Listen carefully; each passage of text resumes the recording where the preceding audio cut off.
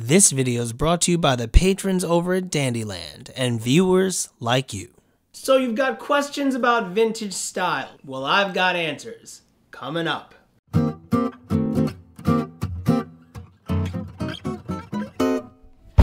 Honeydew, you're my little honeydew, sweeter than a bubble chew. Skies are blue when I'm in you. What's up, folks? My name's Dandy Wellington. I do videos on jazz, style, and culture, and today I figured I'd answer some questions. Some questions that I've been getting over the past few days, well, past few years, about vintage style. Yes, indeed.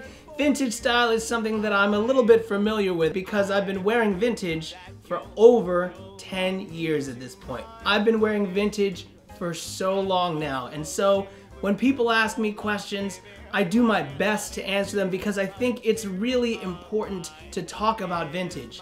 Not just because vintage is one of the greatest sartorial joys that there is, because yes it is a joy. Oh, joy! But also, it's good for the environment. Before there was a global fashion industry, before there was mass-produced clothing, before there was H&M, there was clothing created with care. I mean, all you have to do is pick up a vintage item and you can feel it. You can see it in every seam, in every cut, in the way that things are laid out, in the fabric that's used. Now, one of the difficulties about understanding vintage style is that most of it is seen through the lens of stars. People like Lena Horne, Fred Astaire, Duke Ellington, Clark Gable, Cary Grant, Marilyn Monroe, Joan Crawford. These people's lives were curated. I mean, come on. If you are a star from any major movie studio, whether it be from the past or from the present, your life is curated, and let's just face it, you're making more money than the rest of us. So your ability to get clothing that looks incredible is a little bit easier than it is for the rest of us. So looking back at those clothes, looking back at those starlets, a lot of people use that as their benchmark. They use that as their foundation. I'm not saying you shouldn't use it as inspiration. Trust me, some of those stars and some of the giants of jazz have been my inspiration for years. But when it comes to creating your own wardrobe, your own unique personal style, sometimes it's difficult to figure out how to go from this to this. Vintage has so much inspiration because it's steeped in the past. It's steeped in cut and sew, and it's steeped in real people's lives. And so I figured I'd answer some vintage style questions today. And who did I go to for those questions? My patrons over at Patreon. What's Patreon, you may ask? Well, it's an online subscription service where you can support creators you love. It's an online community where you can get behind the scenes and in-depth. And many of the creators that you follow on a regular basis have a Patreon page, as do I. People that you see all the time whose work you enjoy and you want to help them make more. 2020 was a year like no other. It was tough, and as a full-time performer, I saw all of my work disappear like that. But I had my patrons. My patrons stepped up and they had my back through thick and thin, through a year of turmoil and uncertainty. And in 2021, they're sticking with me. So if you want to join our patron community and find out what's going on behind the scenes in my life, hit the link in the description below. So I asked my patrons what questions they had about vintage style, and boy, did they come through. So let's get into it. But first, it's tea time. All right, our first question comes from my patron, Vivian. She asks, what hats get the most wear in your wardrobe, and what hats would be worth a splurge? Well, there are a lot of different hat styles in classic dress, and almost as many in my personal wardrobe. Now, I don't know how many hats I actually have, but the hat that I know that I have the most of is the straw boater. I mean, this is my go-to hat. I wear it everywhere. This is a hat that has been my sartorial go-to for almost as long as I've been wearing vintage. It's pretty much perfect. I mean, the shape of it, the wideness of the brim in certain situations, the ability to tilt it, I mean, it's spectacular. When it comes to a signature hat that is unfailing in its ability to complete an outfit, the straw boater literally takes the cake. I gotta tell you, I love the straw boater, and though I would love to wear it year-round just like many other kinds of clothes, it has a season. Boaters and all straw hats are typically worn in the spring and summer. And if history says anything about it, you probably shouldn't wear it otherwise. I mean, there was a straw hat riot, but we'll talk about that later. They are a mainstay for the warm seasons because they're breathable and they're lightweight. Now, since straw boaters and other straw hats are predominantly used during spring and summer, that begs the question, what's in my winter hat wardrobe? Well, it would be fedoras. I love fedoras almost as much as I love boaters. They're so malleable and there are so many different kinds. A fedora has become a catch-all name for any hat that has a snap in the brim and a teardrop crown. But not all of these hats are the same, and not all of them look the same. That's what makes fedoras so incredible, because they're so malleable. They really can be molded to your own personal style. Just like any other item of clothing, it's all about how you style it. It's how you crease it and dent it, and it's about how you tilt it when you wear it. As far as which hat would be worth the splurge, well, I think it depends on your own personal style. It depends on what you're going for. But generally, when it comes to hats, I would suggest a fedora because it's a hat that can be worn almost year-round. Sure, in many cases it may be a wool felt and so possibly a little bit warm in the summer, but a fedora is so malleable. It can be part of almost any wardrobe. Oh, by the way, folks, if videos like this are valuable to you, please subscribe, like the video, and hit the bell so you can get notifications. It lets YouTube know that this video is valuable to you, and of course, it lets me know that I should keep doing videos like this. Thanks so much. Speaking of hats, here's another one. There's a hat I've seen you wear that looks like an oversized newsboy. What kind of hat is that, and how do you style it within your wardrobe?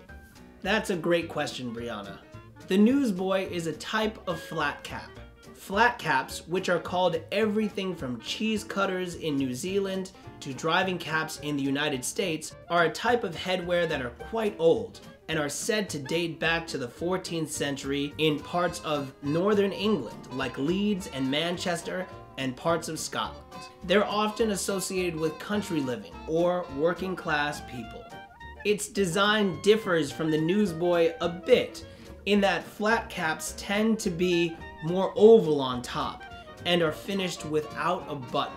The newsboy cap is often a 6 or 8 panel cap. Now, the bigger, more blousy caps that I wear are called Applejacks, and they often have 6 or 8 panels as well. And the even bigger ones are called Big Apples. Since the newsboy or the Applejack is a decidedly more casual item, I use it to match other such casual items in an outfit. I mean, it's a fairly unstructured hat in relation to a fedora or a Homburg, so I tend to use it for something that's way more casual. Or if I'm dressed up a little bit more, I use it to maybe tone what I'm wearing down, because I have this cap that's really associated with something that's more either working class or more country living. For instance, when wearing +4s or knickerbockers, I tend to lean more on the Applejack or newsboy because since the 1920s, +4s have been designated as sportswear. And as I said, when it comes to a full suit, sometimes I like to throw a newsboy on there just to sort of tamp it down a little bit, to casualize that formal look. Also, my newsboys are a bit wider, so I still get the volume that I do with a dress hat. Another thing to keep in mind about Applejacks and newsboys is they're practical. I mean, when it's cold outside, I'm gonna wear a newsboy because it's gonna keep my head warmer yeah, I could wear a Homburg, I could wear a fedora, but if it's 30 degrees or below that, I'm wearing a newsboy. Listen, my days of freezing my buns off for fashion are over. Over, I tell you.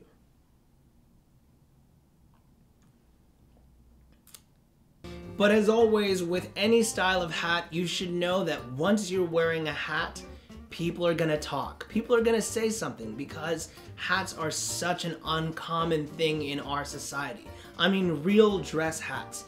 Almost nobody wears them. So whenever you wear a hat, somebody's gonna say something. So be prepared. As with anything that's outside the norms of society, it takes courage, it takes confidence, and in some cases, it takes a thick skin. So whatever you choose, keep that in mind, but wear it with pride. You look good. I know you do. If you want me to do a more comprehensive video on hats, let me know in the comments below. Trust me, I love hats. A lot. Next question. Speaking of casual items, here's a question from my patron, Nick. Could you do a quick overview of casual vintage clothing, preferably from the 1930s to the 1960s, like outfits that aren't full suits? I gotta say, I love this question. When it comes to vintage items that are a bit more casual or even leaning into workwear, there is so much. So much. I mean, some of my idols and friends live in workwear and casual items, and they really know how to pull it off when it comes to vintage. So let me give you a little bit of a rundown of some of my favorite pieces that are casual or workwear oriented items in vintage. When looking at vintage casual wear, the key is comfortable separates. I'm talking about sweaters, unstructured jackets, and wide leg denim and trousers. For sweaters, I would suggest looking at collegiate sweaters or Letterman sweaters. These, as well as chunky knit shawl collar sweaters, are soft, cozy, but have details that allow them to work for almost any occasion. So chunky knit shawl collar sweaters, I love a chunky knit. You know I love a chunky knit. You can also go with sweater vests, which are making a comeback, even if it's sort of in a weird 90s sort of way. They're trending.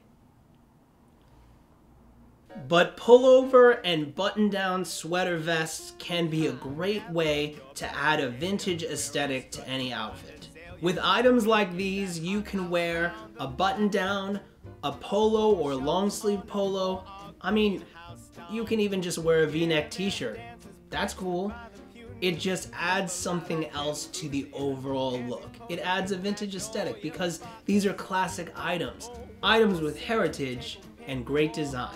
Now, when it comes to unstructured jackets, I might suggest to you a 49er from Pendleton. These jackets are exquisite.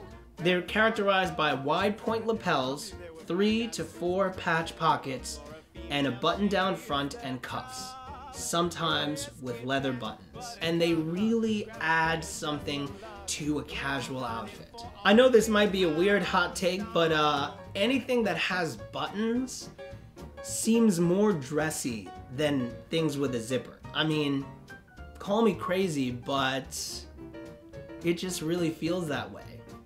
Hot take?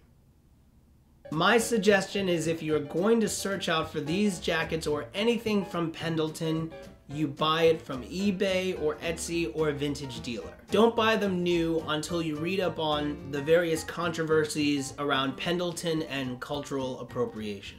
Plus, other similar jackets exist from heritage companies like Eddie Bauer and Woolrich. Finally, I would suggest finding yourself some wide leg trousers or wide leg denim. Whether you're finding these items in wool or corduroy or even just a raw denim, make sure that they are wide leg trousers. The wider the leg, the more vintagey it looks. Oh, and try pleats. Pleats are amazing. I love me some pleats. And if you'd like me to do a more comprehensive video on casual vintage items, please let me know in the comments below. There's so much that I need to learn. And you know what? Knowledge is power. 'Cause knowledge is power. You sure know a lot of stuff. It's great to learn. 'Cause knowledge is power. Well, that's it for me. I want to give a big shout out to my patrons for asking these questions and, of course, supporting me through these crazy times. If you want to join our patron community, click the link in the description below. What questions do you have about vintage style? Let me know in the comments below, and I'll be down there to answer a few.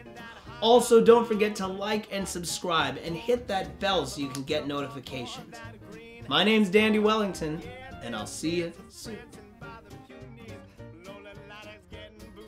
Thank you to my patrons for keeping the lights on and the ice cream flowing. Joy to the fishes and the deep blue sea. Joy to you and me. That's probably not great.